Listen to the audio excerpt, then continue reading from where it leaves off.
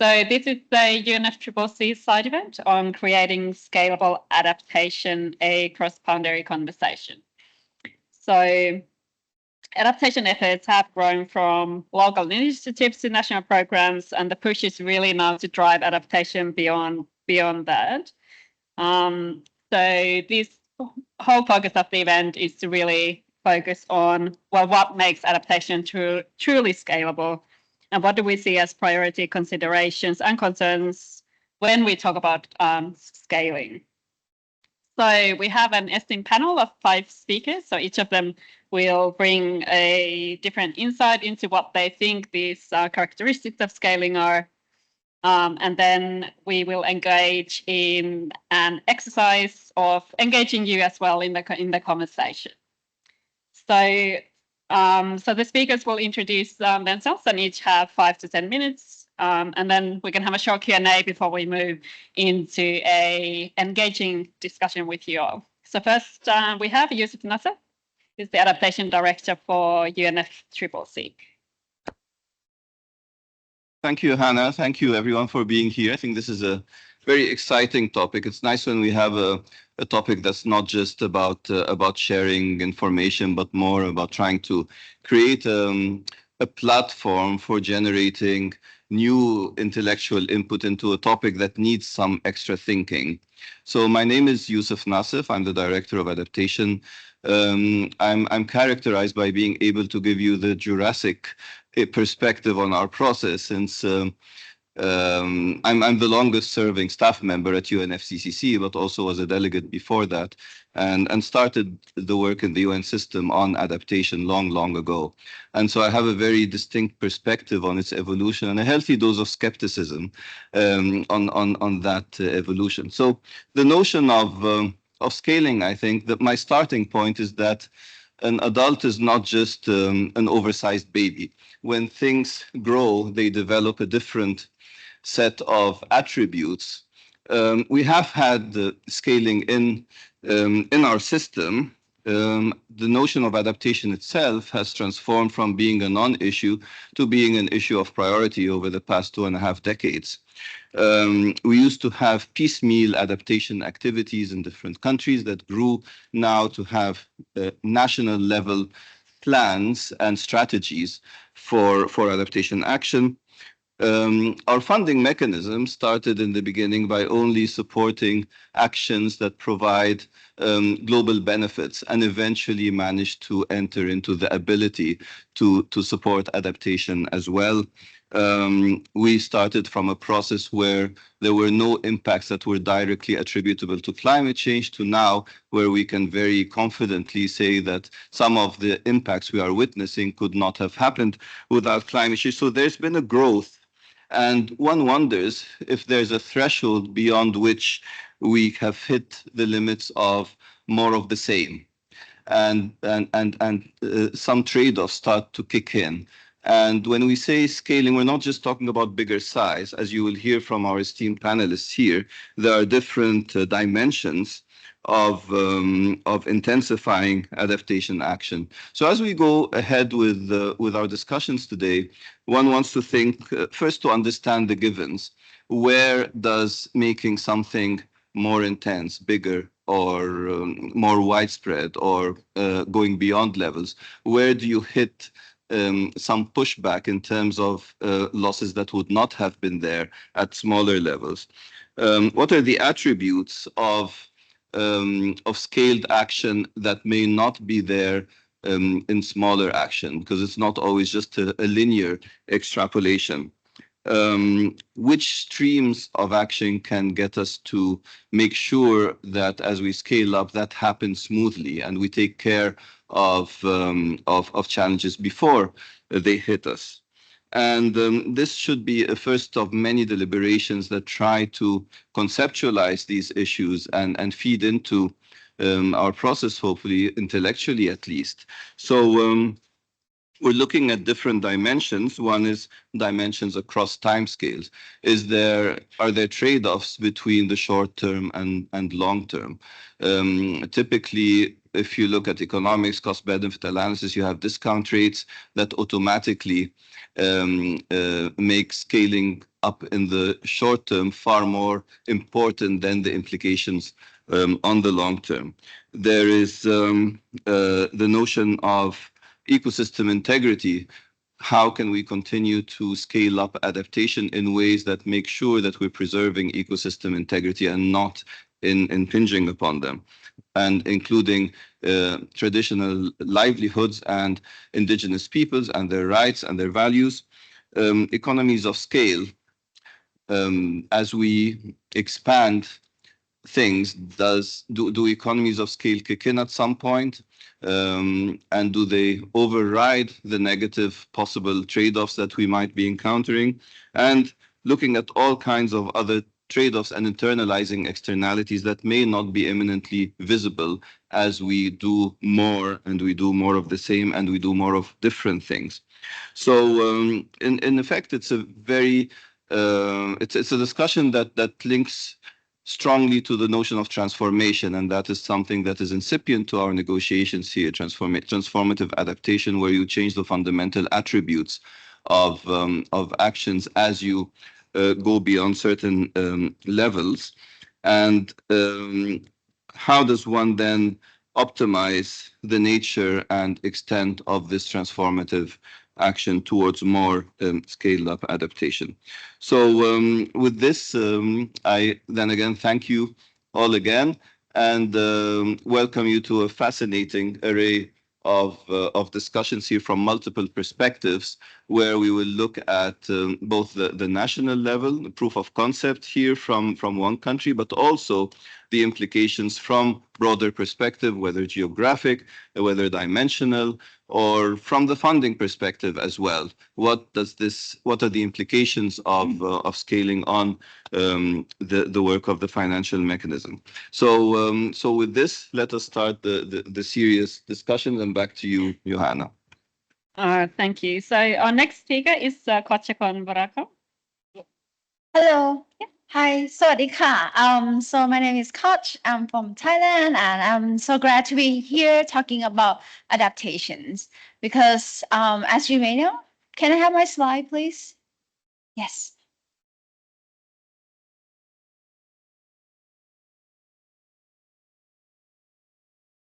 Yes, so this is my city, and you can see that we are Delta City.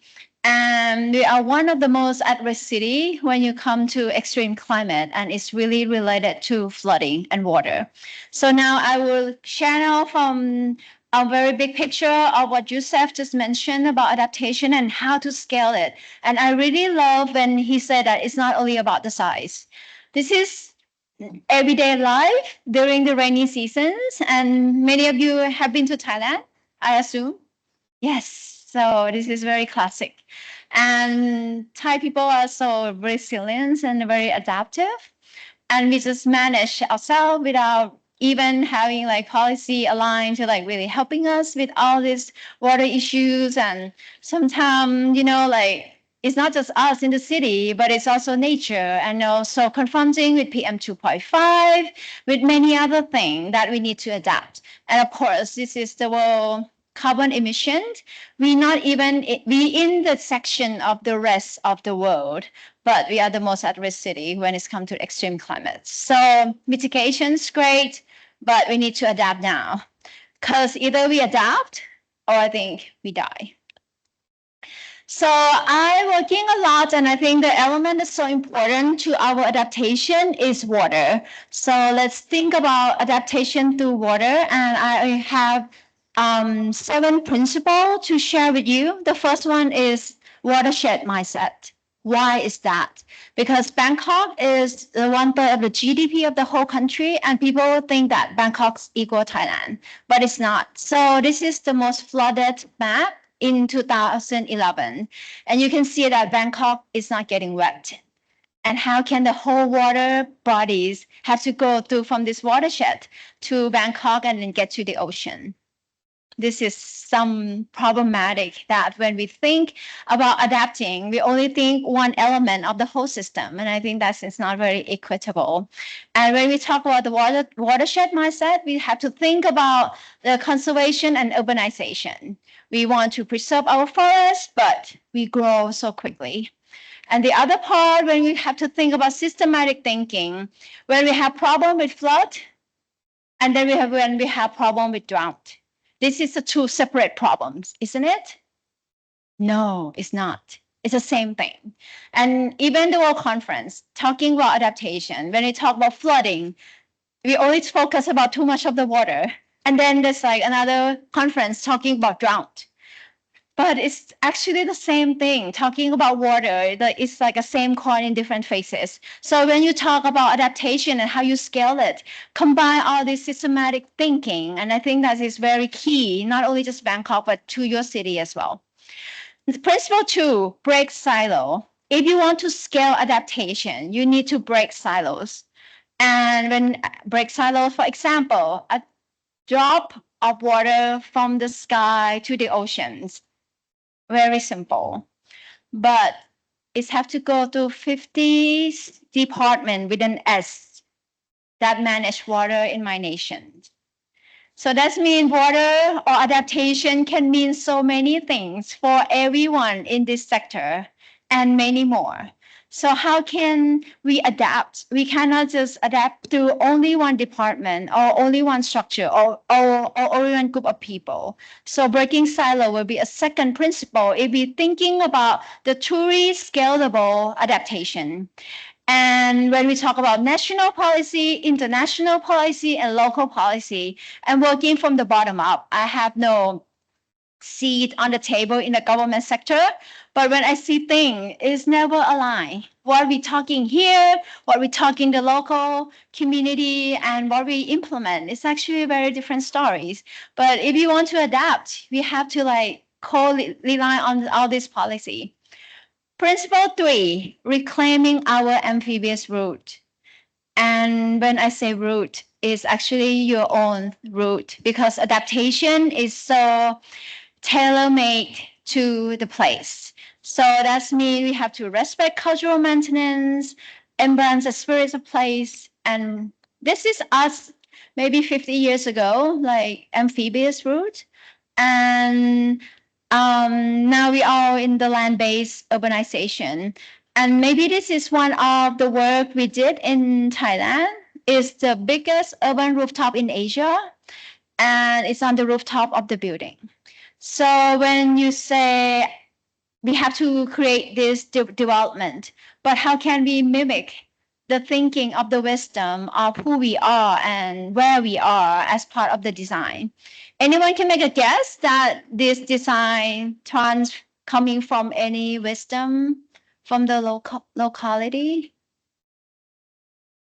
No?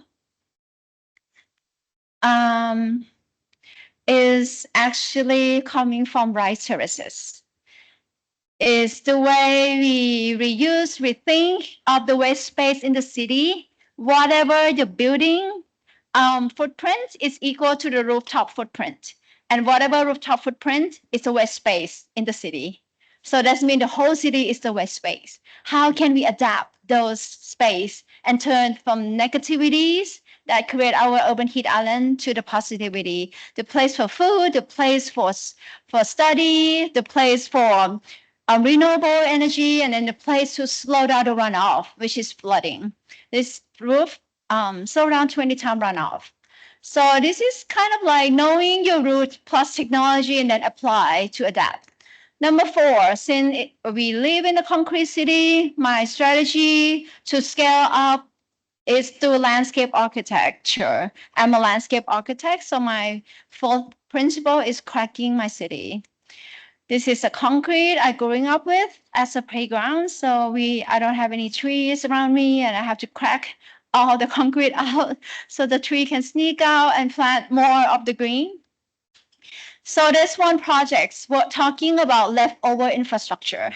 So it's not about getting big, as Youssef mentioned, but it's about working on what you have. And if you want to scale, we have so much in our city. We have to be creative and how we think about all this leftover infrastructure and think about the city from 50 years from now or even 10 years from now. Many infrastructure will be left over, unused.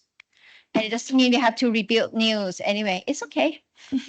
So this is the bridge that using the leftover infrastructure for 40 years and turn it into the park. So even in my generation, we don't even know about this structure. And now it's become the place for people, the place for biking in such a narrowness, and then the place for people to enjoy and count down. The canals, not just a sewage way, it can be place for humans. And in Bangkok, we have 1,600 canals, sewage way equal. So now how can we turn that into a place for water, a place for people, and a place for biodiversity? This is another park. It's the first park in 30 years. How old were you guys in 30 years ago? Maybe some of you haven't been born yet, but my city doesn't have enough park. And this is the 15 million people city. So the park inclined to collect every drops of rain. And we need these kind of things because our great infrastructure is not sufficient. We either trying to fix out the pipe that breaking, which is equivalent to 5-year return period, or we just so scary thinking about 1,000 years of flood. What is in between? What is in between infrastructure that we need to fulfill? It's actually how we build the city through nature and through many other things. This is only 4 years of building this park. So you can see that nature positive, being adaptive, resilience is actually can be done in 5 years if we really plan for it. And it can be placed for people. This guy was helping me cleaning the water in the park. At that time, I just don't really know who is he. I just like the name coming to your park. I said, okay, I go there. And then 100 people following him. And I just say, oh, he's Mr. Antonio Guterres. Okay, yeah. So our conversation was Bangkok is actually, Mr. Antonio, Bangkok is actually sinking faster than the sea level is rising. What does it mean? Right? So we need to adapt or die. It's actually true. Okay, 3 more principles left. Principle 5, there is no land process, which is our practice name, without people process. If you want to scale something, you need people to be together with us. And I think this is another project that turning the government center into more livable place. And I'm sorry, maybe I switched this, but this is the project that we working with the urban infrastructure. Yes, this is like the people that we need to work with actually to break the silo. It's actually not you breaking the silo between silos, but you need a power of people to move this thing together with breaking the silo. And this is very powerful that all these things need people and be part of our scaling up adaptation. Okay, normally when we think about things, it's very vertical and very linear, top down, bottom up. But this is very top down, right? COP is very top down. These people are very top down. Government that we're working with, including UNICEF, you are top down as well. We are top down. We have to admit that. But what I'm trying to shift is top down, vertical in the horizontal way. Still very top down. You cannot break the top down. We need top down, but we need bottom up in the same level. And I think when you want to scale up adaptation, this is how we need to work. And yes, using people together with top down people, bottom up in the same process. I think this is the way we're scaling up. This is the work that I work with the government of the Netherlands. Capacity building with all the stakeholders in water silo in Bangkok, in Thailand, 50 of them, working with people. And for example, this is one of the village that is sinking in Bangkok. And I think this is how we try to adapt, fighting with nature. And I don't think there's no nation that have the solution for this yet.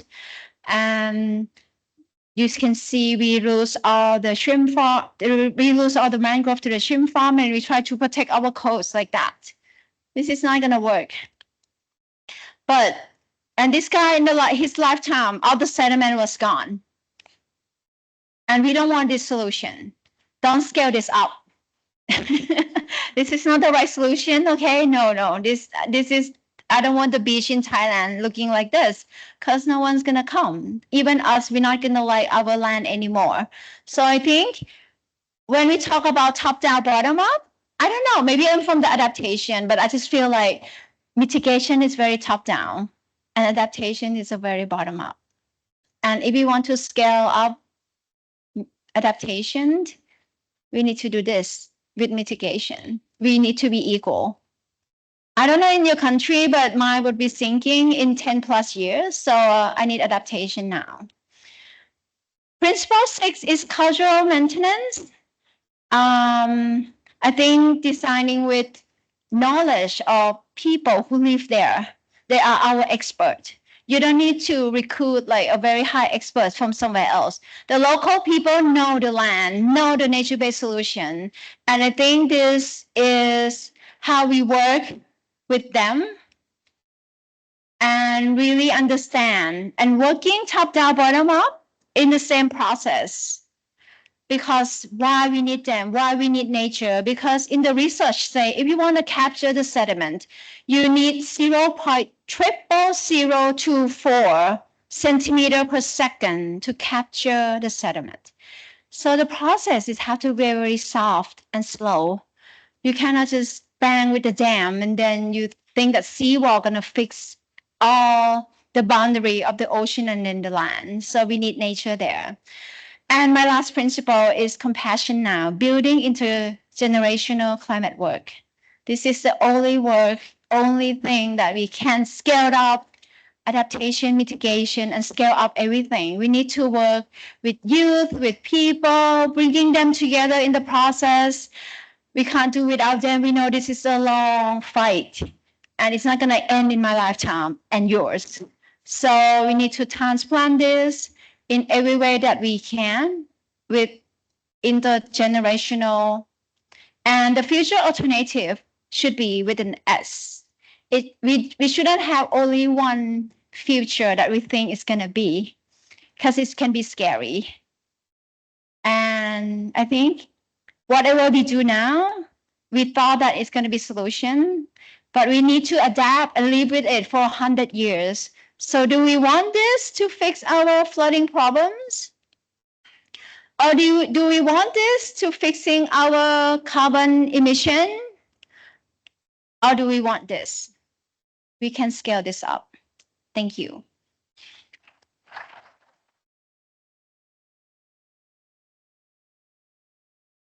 Thank you so much, Coach, for starting us thinking about the principles for scaling up, especially the need for systemic thinking and breaking silos across governance systems as well, and thinking about what creative scaling looks like with what you already have. So that's very, very inspiring. Next, we'll have Richard Klein, who's a senior research fellow at Stockholm Environment Institute. If you can bring up Richard's slides next, please. Thank you very much, Johanna and Yusuf. And could we see the slides, please?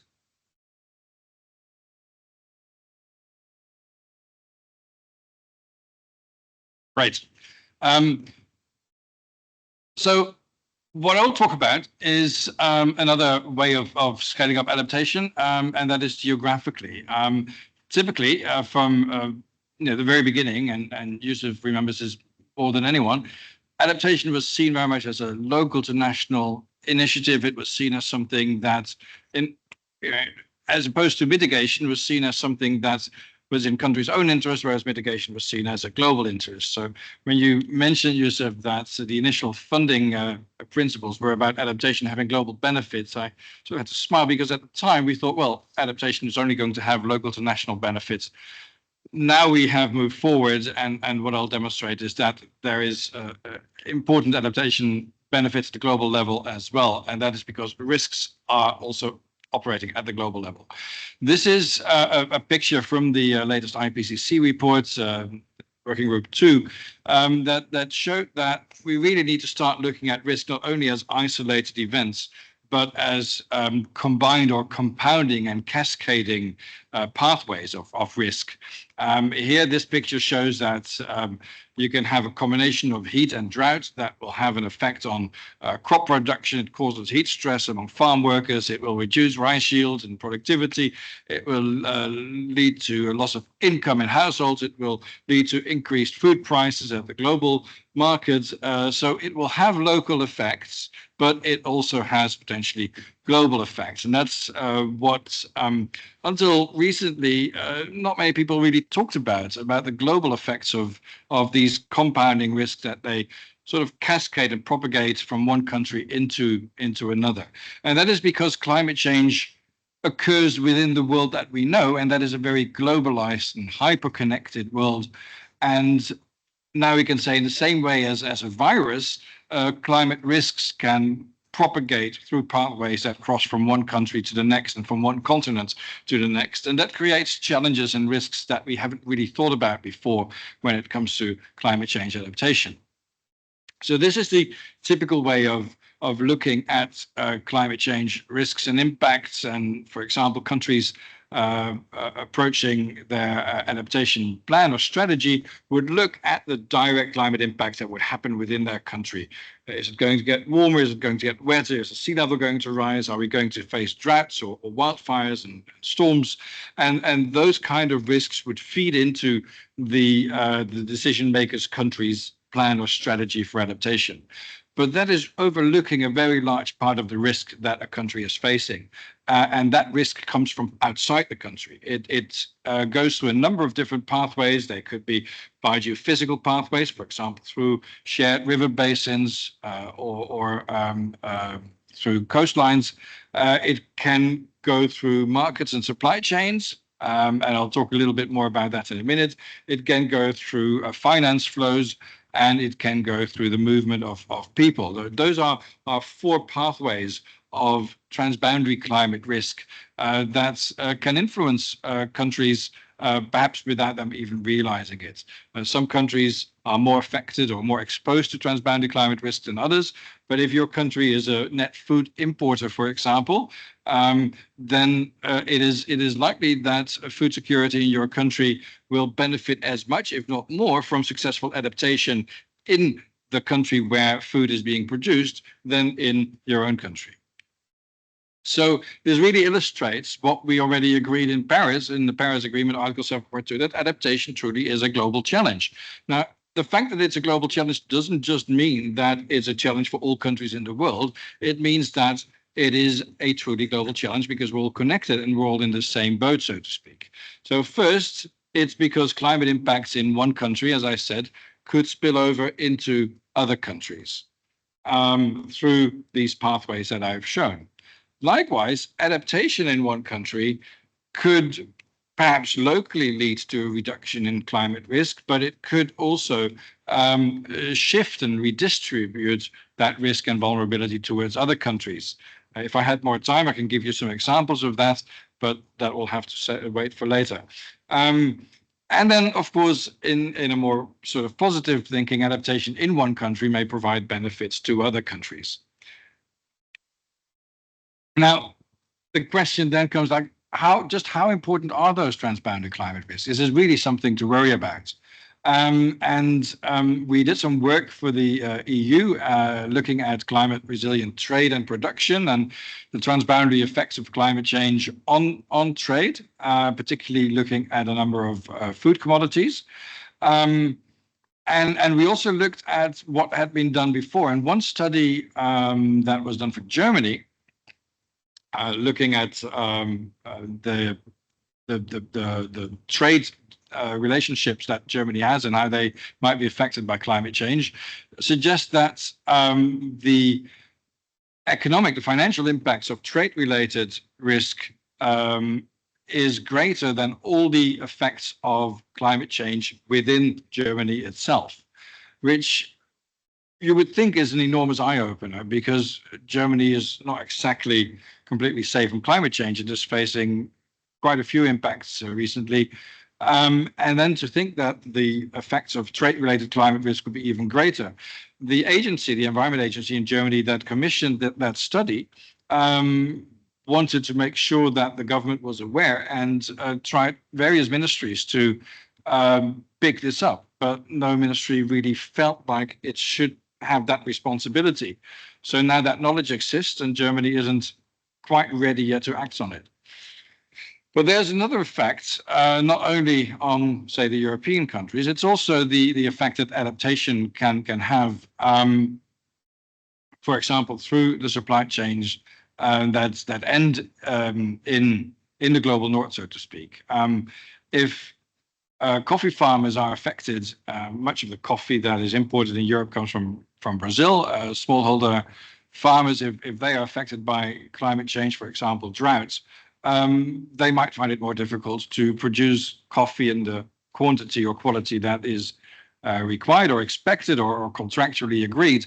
And for a company like Starbucks or any other big importer of coffee, it would be a corporate rational adaptation decision to, for example, seek its supply from somewhere else. But that would leave the coffee farmer not only having to deal with the increased risk of climate change, but also with the effect of losing their income. So this is, if you like, the equivalent of the just transition conversation that we have on fossil fuels and decarbonization, where lives and livelihoods of fossil fuel workers are being affected as a result of climate policy. Here, adaptation could have an effect on people's lives and livelihoods and job security. So in another piece of work we did on looking at, if you like, just resilience or just transition from an adaptation perspective, we argue that ensuring that adaptation is truly just and equitable involves avoiding actions that simply shift risks to other actors or reinforce existing vulnerabilities. So what that means, to wrap up from a transboundary perspective, scaling up adaptation is, first of all, to consider pathways of climate risk that originate elsewhere. Looking only at what happens within your own country isn't going to be sufficient when planning and implementing adaptation activities. And looking at what happens in neighboring countries is one thing, but your country may well be influenced by what happens many miles away in different continents. And second, scaling up adaptation, it means to strengthen international cooperation for just resilience. For example, as part of the Just Transition Work Program, which now also looks at adaptation, but also when investing in adaptation activities, both within the private and the public sector, in the global north as well as the global south. Thank you very much.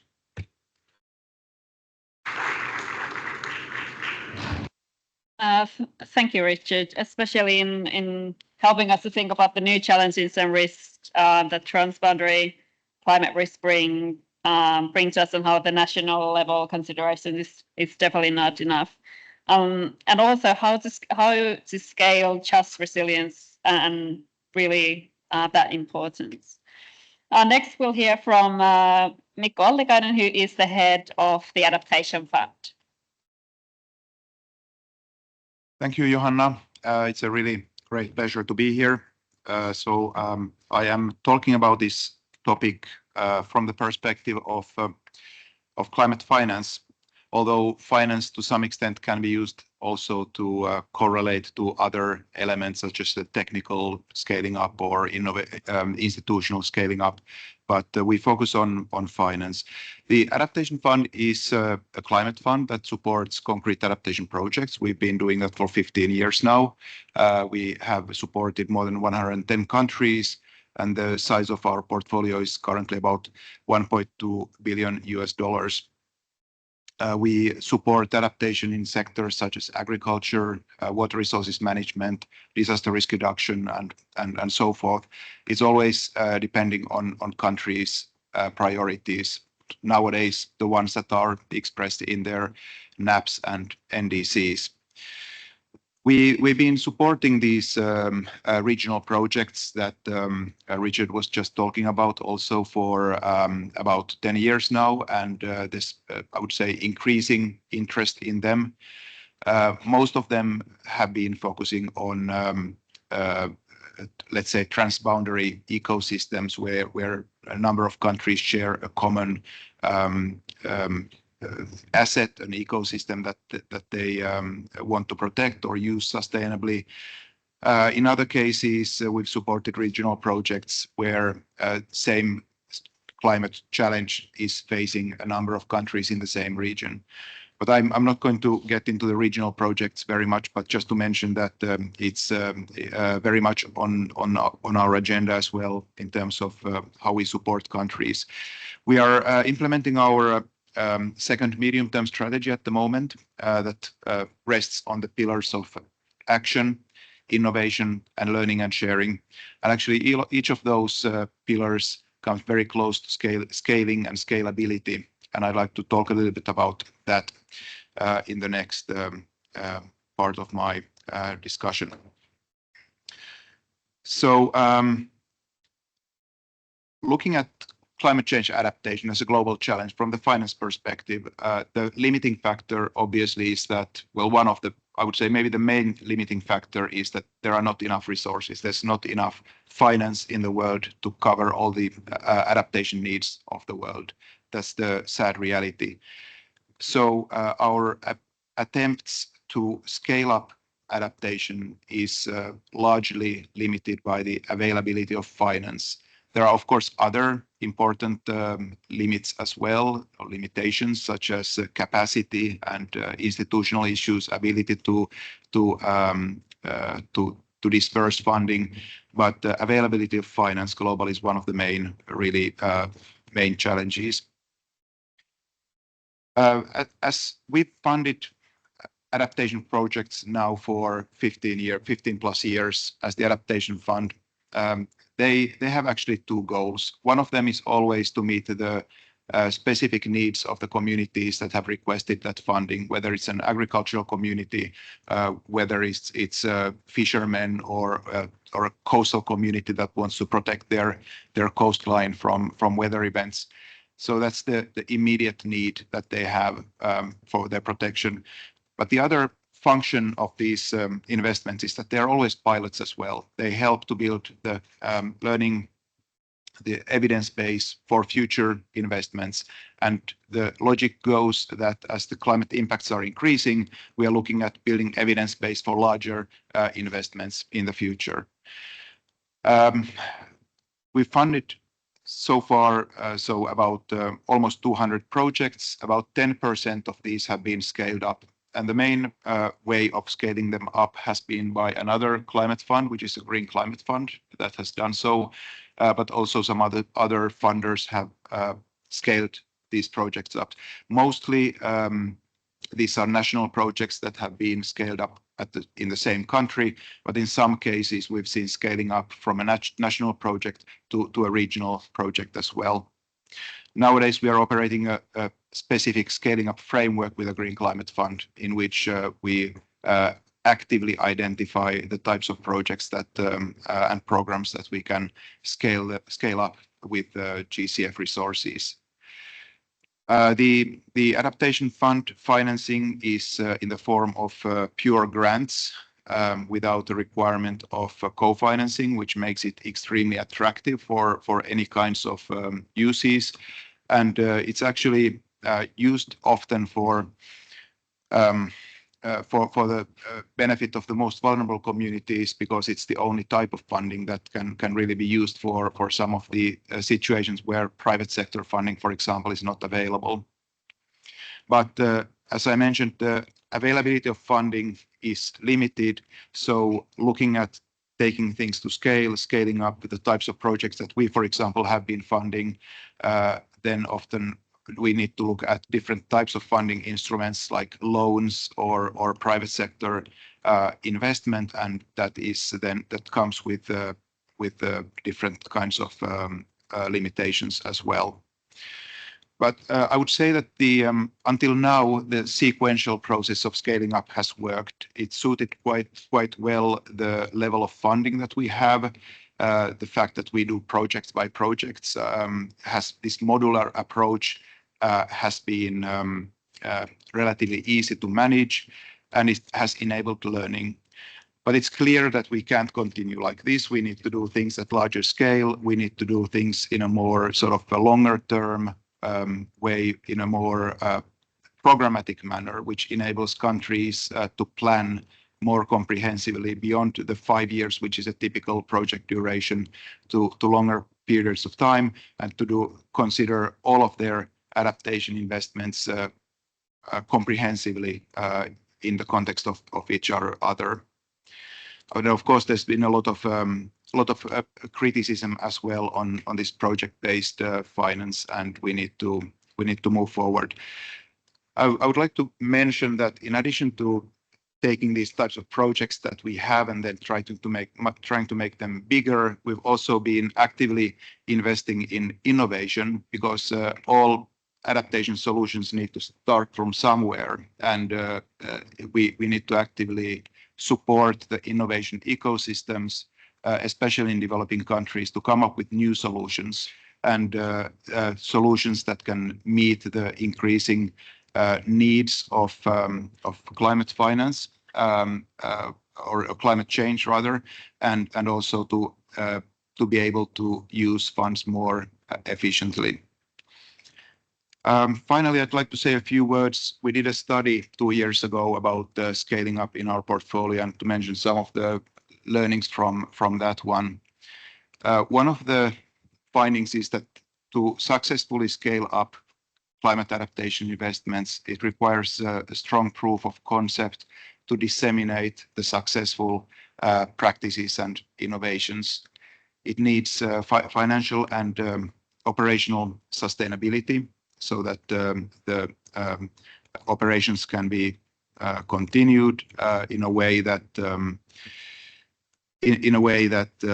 doesn't require continuous injections of new funding, and it relies also on the ability to create the demand by the local stakeholders. So typically in our case, the communities, they need to buy in and see the value of what has been done in order for them to support that kinds of activities. And the enabling factors are quite similar, ensuring the stakeholder participation, but also importantly, scaling up is supported by use of existing structures of governance. So we have sometimes projects that are creating new structures for delivering the project outcomes, which can work very well for the duration of the project, but that doesn't really build in the longer term sustainability. So if we want to make things sustainable, if we want to take them up, then we really need to look increasingly into the use of existing national systems. I would like to close by saying that the use of national systems is something that we are trying to promote as the Adaptation Fund by financing projects through direct access, which means that countries can use their national organizations to manage funds to develop projects and to take care of all the project activities. This builds in the national and local capacity, which is also very important for taking things to larger scales. I'll stop here. Thank you.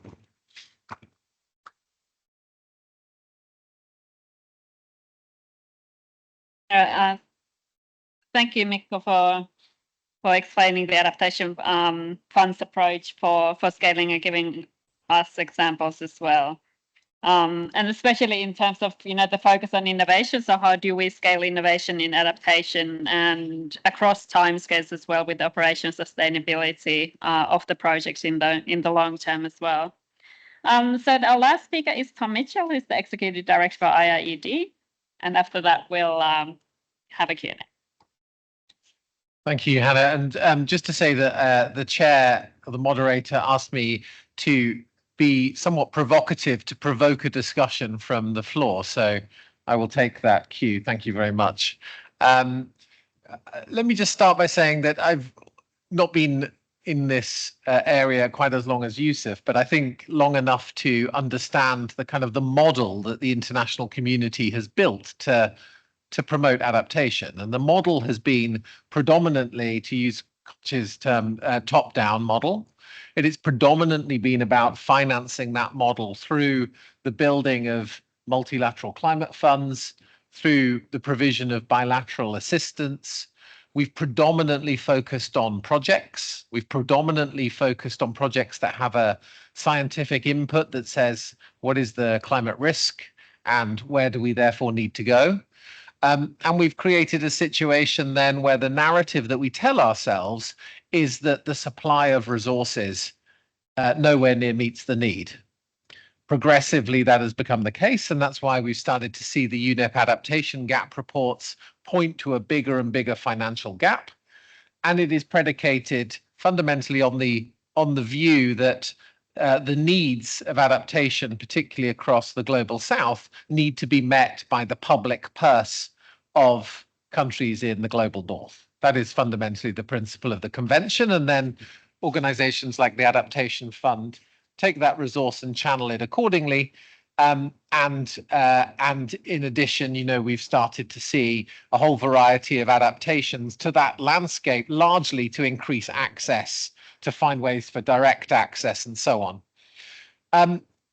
And with that, we've created a set of effects, and countries, and many of you are from those contexts, will appreciate that the language or the narrative that is coming out is that we don't get access to enough finance. We have projects that don't scale in the way in which we want, and for some of the reasons that others have highlighted. And we have a situation where we're seeing more significant impacts on our communities, and that is creating problems for people and for governments in the form of growing debt.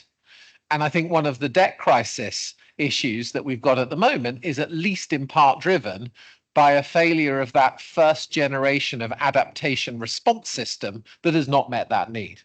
That is where we stand now. And I think we then go on to talk about, well, how do we scale adaptation under that model? And I think you've heard some of the perspectives there, which is about, let's look at projects that are successful. How do we get more money to them? Let's consider bridging those between different countries so we can transfer something similarly, and we get then impacts of different contexts and so on. And that in that model, we need more of this kind of international assistance to be able to support it. Now, I'm not questioning at all the kind of the moral basis to that model. What I'm saying is that that model is fundamentally not meeting the needs. So I think we've reached the threshold, and in some ways, I think Yusuf kicked this off well by saying, what is the threshold that we've reached here? I think we've reached a threshold that said that that model of adaptation that the world has adopted is now no longer fit for purpose, probably hasn't been for a while, and we need a different model. And I think there are emerging signs of what that different model looks like, and it has a quite radically different quality to the one that we've designed, and I think actually a better chance of scalability than the first model that we've had. And let me just characterize a few of those areas. The first is that many of the countries that I talk to, particularly least developed countries and small island states, you've all of a sudden seen a situation where ministries of finance, heads of state, are acknowledging that the impacts of climate change are having a detrimental effect on the financial position of the country and on economic futures. And in some ways, then, the integration of climate risk and climate resilience within core national economic development strategies is a really important way of acknowledging how critical this issue has become for the future. And if we can get to a situation where the core economic modeling and financing and core budget of a country is aligned to building resilience and including through economic growth, so I'm not disentangling the two, then there is a better chance that there is a core on-budget investment of government in something that is strengthening resilience. So I think that's one trend we're seeing. The second is, I think, an acknowledgement that there are multiple sources of funding that need to go to support that trajectory. This includes the role of international finance, but it includes domestic tax and spend. It includes domestic private sector. It includes international investment. It includes the role of philanthropy. And it includes acknowledging that the biggest source of adaptation finance we have on the planet comes from micro and small enterprises needing to adapt to the changing conditions that they have. A study that we came up with recently highlighted 315 billion annually of adaptation finance being spent on just sustaining small business activity. So in that sense, you move from a discussion that's about what's the adaptation finance gap to a discussion about what's the core economic development strategy of a country and how does that get funded through a complete fiscal strategy. So that's one dimension, I think, that allows us to scale. The second is to actually abandon the fetish that we have in the international community with projects. No longer support projects. And I think for the Adaptation Fund and others, that requires a focus much more on country systems, on building and strengthening country systems for scaling adaptation, not by supporting projects, but by supporting the capability to lead on a model for scaling. And that requires quite a different form of financial architecture, still going to be made up of activities that form a portfolio of actions, but that's fundamentally behind a core national development strategy. Third thing I think we need to do is stop the constant focus on developing a new national plan for every subsector, segment, or even adaptation. Sorry to say to the UNFCCC that it does not work. It has not worked. And the idea of spending all the time and money on consultants developing a new project or a new plan for the country, and they sit on a shelf, let's stop that. We don't need that anymore. We need a single plan that actually has a vision for development and growth that is consistent with what a country wants, and it's consistent with local input that is inclusive of all. I think the fourth dimension is that we have to do this in a way that is community-led. And that's why we've seen the localization of development or the locally led climate action principles or the locally led adaptation principles or the locally led climate. We've got so many principles about localization now. That's because fundamentally the top-down approach hasn't worked. And I agree with Koch that we need to change that to be on the same level playing field. The last thing I want to note is we've told ourselves a story constantly that adaptation is not investable. There's no private business case. There's no money to be made. Well, actually, we're in a situation now where lots of people need to spend money on adapting to climate change. Lots of people need to spend money on dealing with those risks, whether it's personally in potentially buying an air conditioning unit, or it's changing the way in which we do our agriculture, or it's changing the way in which we think about flood protection. All of that comes with needing to buy stuff. And also that comes with somebody needing to supply stuff. And we're seeing a boom in businesses around the world that are selling adaptation-related goods and services. That is investable. And we've got a situation now where mobilizing the private sector finance to support the growth of those business is part of our adaptation finance future, albeit behind a core national employment and economic development strategy. So I think in conclusion, what I'd like to say is that we need to in some way shift the mindset from this first generation of adaptation global response to now something that is much more fundamental and integrated to the future of humanity, which is going to require us to think quite differently, think harder about integration within national systems, think harder about switching the top down and bottom up to be more equal, fully agree with that, and much more about where we mobilize sources of finance that are much broader and more dynamic than we've ever thought before. Thank you very much.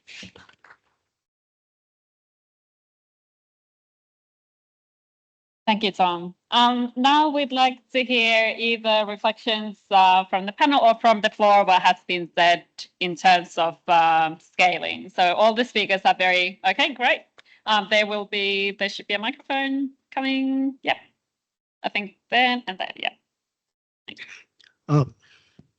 First, my appreciation for all the presentations. I am Shoma Datta from a collective of organizations called Mosham, 40 organizations from India.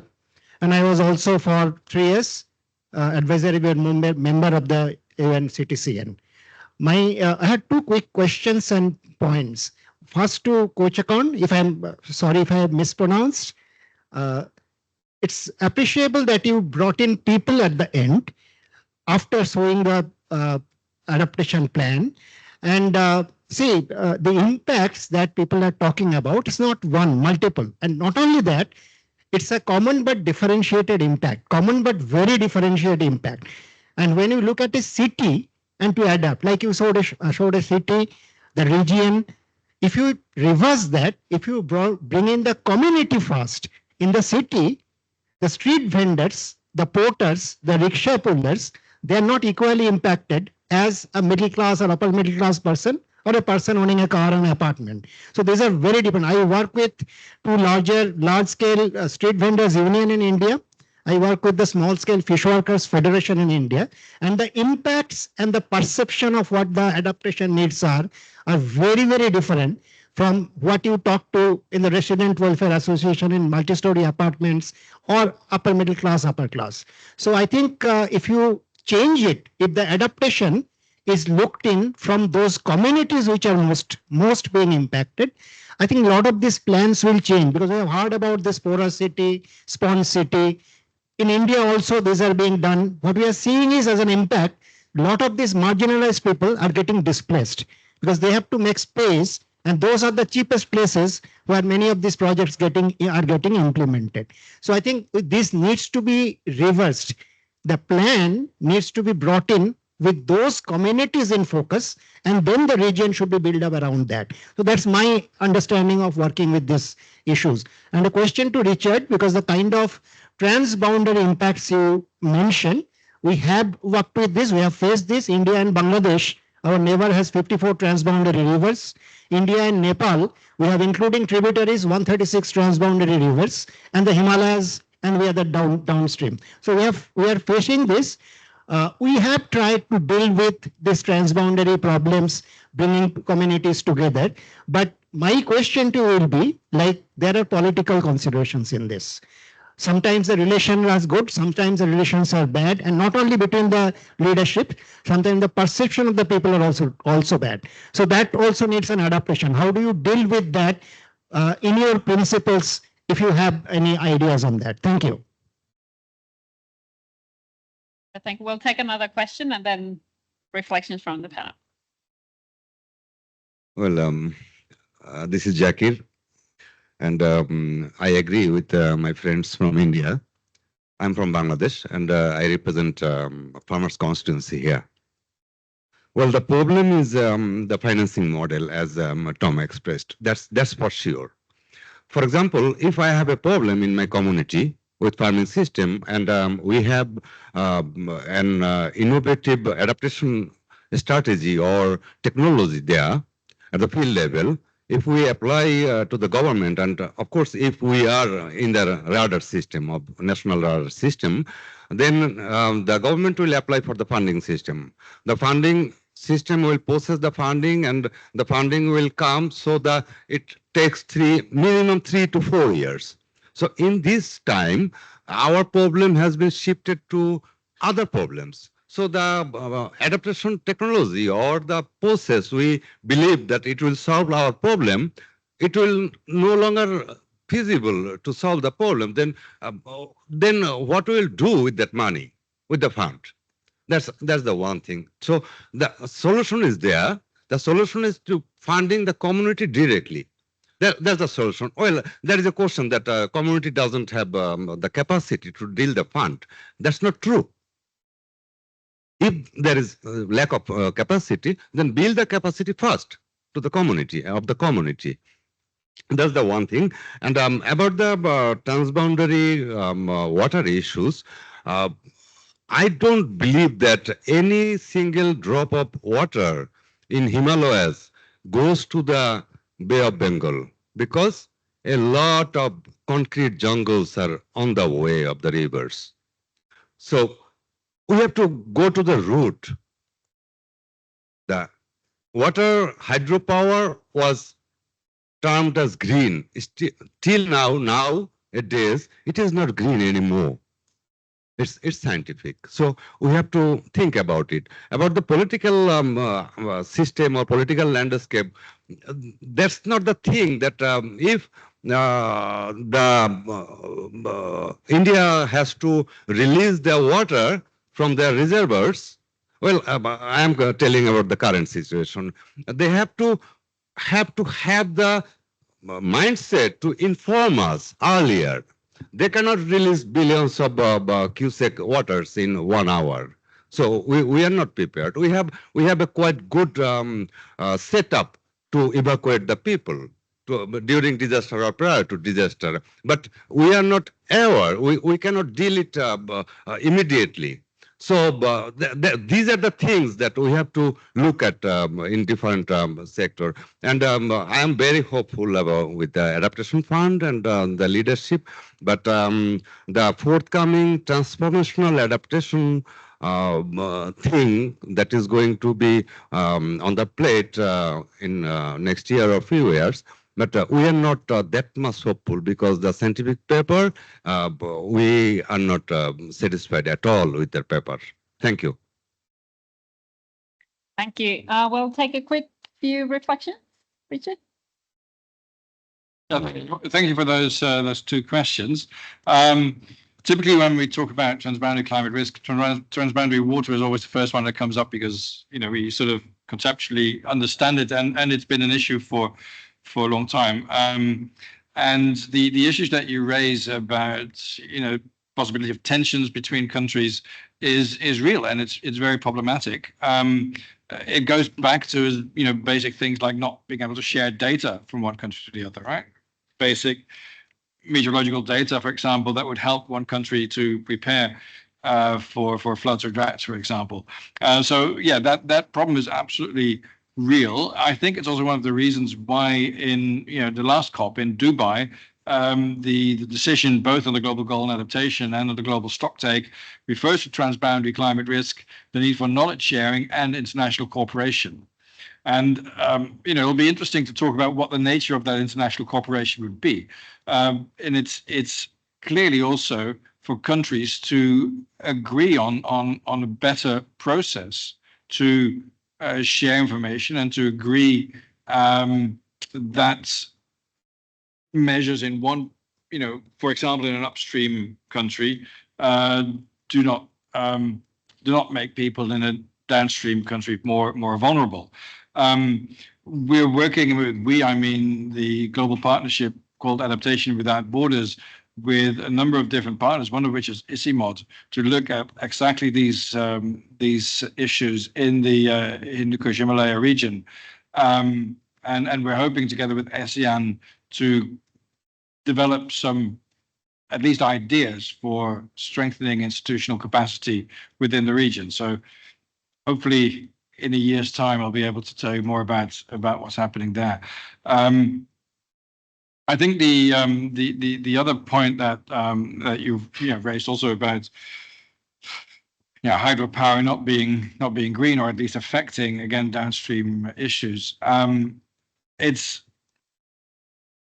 It goes beyond adaptation, isn't it? And I think it goes back to Tom's argument that we are not just here to discuss adaptation. It's about planning more broadly. But then I would argue that planning more broadly also needs to, the coherence of those plans across countries is something to really look at. Because if one country indeed sets in on hydropower to the point where downstream countries simply have no, reliable water source anymore, then, that doesn't seem like a particularly good plan. Just wanted to say one more thing because, you mentioned that you're from India, also to give an example of how transboundary climate risks go beyond transboundary water. One of the first case studies we did was looking at food insecurity in West Africa, particularly at Senegal in 2008, 2009, where there were food riots in the street of Dakar. And it was triggered by a number of things, but among other things, by drought in South and Southeast Asia that led a number of countries, including India, to restrict its exports of rice, which was a domestically sensible response, but it had the effect of increasing the price of rice on the global market. And then in Senegal, people had to pay 3 times the amount that they normally did. So that's the kind of effects that's extreme weather and also climate change over time can have on people's, not even in transboundary water, in neighboring countries, but in continents away. But thank you. Okay, so what we would like to do next is to also hear from you. So we'll do 5 minutes for reflection, what you have heard today or what your own experiences are, what types of characteristics or attributes are really key and crucial for scaling up adaptation. So Caitlin here is giving you sticky notes. So you get to write some of your reflections. And so after 5 minutes, we'll share some of those, and I'm asking the panel to do the same. So if you want to outline, for instance, 3 to 5, or how many you would like in terms of the key characteristics or attributes for adaptation scaling. So that can be based on what you heard today or what you have personal experience in.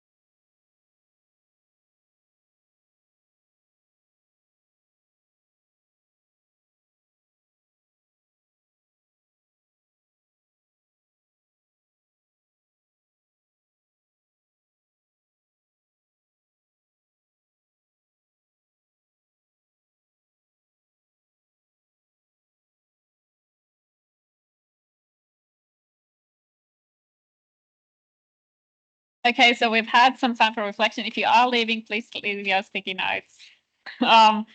So who would like to share some of what you've written about? And we would like to also keep the sticky notes if possible. If you have to leave, if you can leave them on the seat. Oh, the gentleman in the back has already a hand, and then. G'day, my name's Donovan Burton from Informed City. I work with local governments, but also banks and the intersection between banks and local government, which I think is critical for scaling up. But one thing I think is really important, it covers a lot of the things you spoke about for scaling up, is to mainstream climate change into local government governance arrangements. So an example, it's a Western example, but in Australia, they've got $500 billion worth of assets across all the local governments. They spend $35 billion a year in expenditure on assets and a whole range of activities. And we've studied every local government in Australia, and there is 2 councils that consider climate change in their financial plan. So people have an adaptation plan, but they're not linked to the actual governance mechanisms. So I think to scale it up, you need to make sure that you have the enabling governance right to do that. And by doing it at a governance level, you can also facilitate a community of practice. So that's another option. Thank you. Excellent, thank you. Here in the front, please. Hello, thank you very much. My name is Mohammed. I'm from Somalia. My reflections can be the following. One of the key reflections that I took from today's discussions is strengthening local financing mechanisms is very substantial. And also intergeneration is also a very essential component in scaling of adaptations. And also for scaling adaptations to operationalize strong proof of concept is also very fundamental. Stakeholders' participation is also very essential in adaptation setting. Intergenerational cooperation is a prerequisite for strengthening just resilience. Those are my reflections. Thank you very much. Thank you. If you want to pass it over. Thank you. Sorry for coming in again. My reflection about the last presentation by Tom. We have seen this approach many times, and we have seen for the most marginalized, most vulnerable, this approach of getting funding from, they're trying to purchase the solution. Someone has created the problem, now you purchase the solution. This do not work for many of the communities that I am talking about. This works with companies, but this do not work with most communities that are mostly most vulnerable and most impacted. That's first. Second, as I said, adaptation plans of any scale has to bring in first at the center and then building up from that perspective from the most impacted communities, rather than taking an area or a nation or a section of that and then bringing it down after the plan is made. So that's the second reflection. Third is, of course, very common. So I might not even say that accessibility of adaptation fund by CBOs and those working directly with CBOs, community-based organizations, with my Bangladesh friend at the common point. And the last one is adaptation based on fixed plans often don't work. It has to be a rolling plan. It has to be an adaptable adaptation plan. Only then this keeps on adapting to the whatever the changing situations are.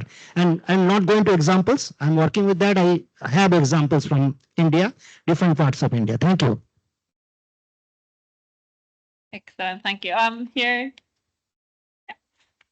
Thank you for this opportunity. Well, one attribute that may consider this, in the case of the Philippines, I'm from the Philippines, the emphasis on national central government and local subnational government coordination. As we are a country of more than 7,600 islands, adaptation would be more really contextualized. But of course, our neighbors, it would be a different scenario how we do the transboundary, managing transboundary risks. But noting that, of course, as we are now being hammered by unusual weather phenomenon, 5 to 6 typhoons are visiting the Philippines at the moment, or the impacts are affecting parts of the country. So we have to realize that that emphasis on coordination should be. And we know and understand scaling up is very challenging. And we've been trying to access the AF for quite a time, but we're now trying to restart that process. But nonetheless, we also feel that since we're managing transboundary risks, then there could be opportunities to make sure there's the coherence and complementation of not just the UNFCCC as one of the agreements, but with other multilateral environmental agreements as well, including other opportunities with other international frameworks. So I guess that's also one way to scale up partnerships, and what the AF Executive Director Milico mentioned, also scaling up from piloting to a scaled up approach through the GCF, but also through other means possible. So I guess that's one opportunity that can be possibly explored. Thank you. Thank you. Any other reflections in the room here in the back? Thank you. Hi, very good afternoon. My name is Himanshu Shekhar. I work for the United Nations University. So greetings from our side. Very quickly, on this very valuable insights that you all have shared, we have seen in our experiences from across the world that adaptation, even though the term may not appear as such in the community level, people feel more related to what we would largely understand as adaptation practices. This might also simply come from the larger dependence on disaster risk reduction and DRM that communities, particularly in the global south, for long have been more exposed to. So our suggestion here is to slightly look at more the climate resilient development pathways and bring in adaptation and socioeconomic development together, because that is something more relatable that has been providing a lot of inputs already to community, and that is where the buy-in lies for long. And scaling it up, that is something that we have seen there is a lot more demand. So adaptation has been there in one way or other, whether we term it as disaster risk mitigation management or others, and then bring in community through the impact that they have felt closer to the practices and governance. These 2-3 things we see really have helped the scaling up. Thank you so much. Thank you. Anybody else? Yep. Yeah, here in front. Thank you.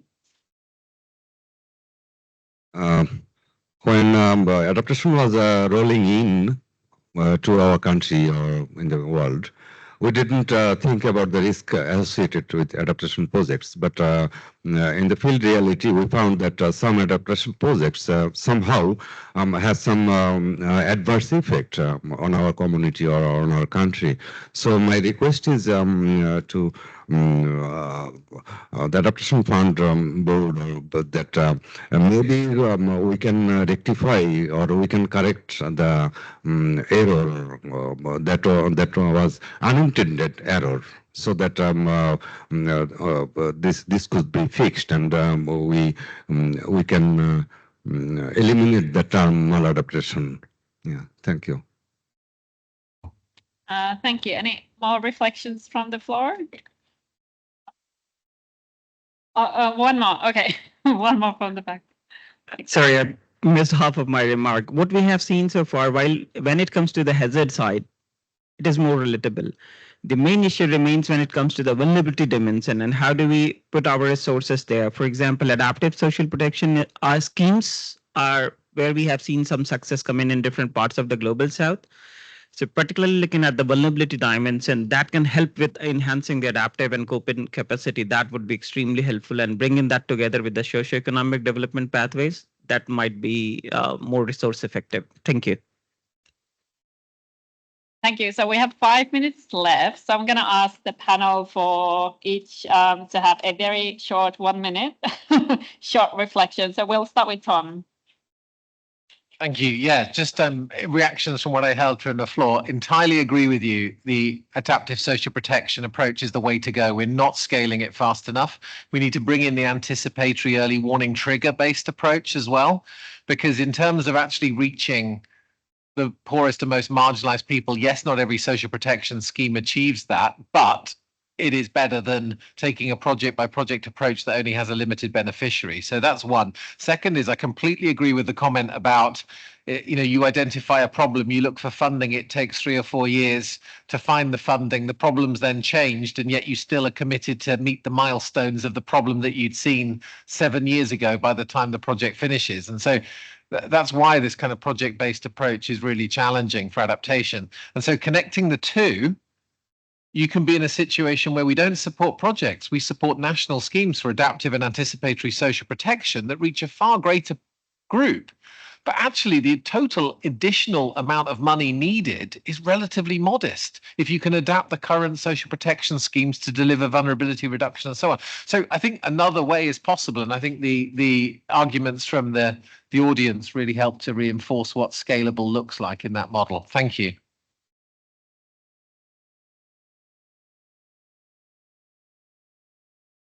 Thank you. I really appreciate the rich comments from the audience. I wanted to touch upon the topic of capacity that the gentleman from Bangladesh mentioned, and I fully agree that we really need to continue having multiple timescales in mind when we address adaptation. Some of these are very urgent and that we need to address today, this week. Others are longer term, over years and decades. And some of these things, and I very much appreciate, Tom, your provocatory intervention on the things that would need to be changed, that we need to have those longer term visions on how countrywide changes can be made or economy-wide changes can be made. But also at that level, there's a huge amount of capacity development that is missing at the moment, and we need to be sort of realistic with these multiple timelines. So maybe to address the comment also on the need to be able to change the adaptation projects. That's absolutely true, and that is the case in the case of the adaptation fund, that projects can be changed and should be changed along the way. They are not locked in any way. It cannot be completely do whatever you want to do with the money, because we also need to have accountability on the use of the funds, but definitely it's very flexible in that way. Thank you. Thanks. I think this was a really good session. I'll be short, and just reflecting on the importance, but also the fact that we have had this conversation for a long time. I remember when the GCF was set up, it was going to be funding what were called paradigm shifts, right? So we were talking about paradigm shift. That word seems to have disappeared to some extent, and the IPCC and others came up with transformation. We need transformational change, including transformative adaptation. And that's good, and those words are still around, but they're not made very concrete. And now we're talking about how we need to scale up things. I think all of that's important. We need paradigm shifts and transformation and scaling up, but we also need to become much more concrete. And I think we need to learn from good examples. And that's the challenge that we have. I mean, Johanna kindly invited all of us, and we've heard one really fantastic example, I think, and we've heard sort of 3 commentaries. I would really love in the next few COPs to see the success of these kind of approaches, and where we can really demonstrate not only that we need transformation, that we need scaling up, but that we can actually do it. Thank you. Thank you. For me, I just feel I understand that project-based probably not like the way to fix the problems, but I think, but when we start something, we had to start from the scale that is maybe project-based, but we cannot do without systematic thinking. So we have to figure out the whole system and start somewhere. I think this is, Tom, is that what you mean? Because without systematic thinking, I think, yeah, one adaptation might against another adaptations, and we're actually losing more power and money of doing the things that not correlated as a systematic. And for me, it's not about top down, bottom up first, but it's about everything together. I don't feel that bottom up supposed to be first or top down supposed to be first. It's really situation based, and I think adaptation is very based in each culture, each country, how things work. But as a citizen, I do my best in every possible way and then weave it together That's not a linear way of working in adaptation. That would be my experience, and thank you for sharing. So allow me to respond to the question that I asked in the beginning, which is in what ways we may have already passed the threshold where more of the same doesn't work. Obviously, one of them is finance. Whatever paradigm we have here, grants and loans, etc., is not conducive to the scaling up that is being envisioned as we move forward. And that discourse on finance needs to be revisited and reformulated. Tom told us that there are hundreds of billions already being incurred by small enterprises simply because they are forced to, not because there's excess liquidity there, because this international system has basically failed them. And that is one area where more of the same has already failed and needs to be reformulated, possibly from scratch. And there are a lot of calls for that.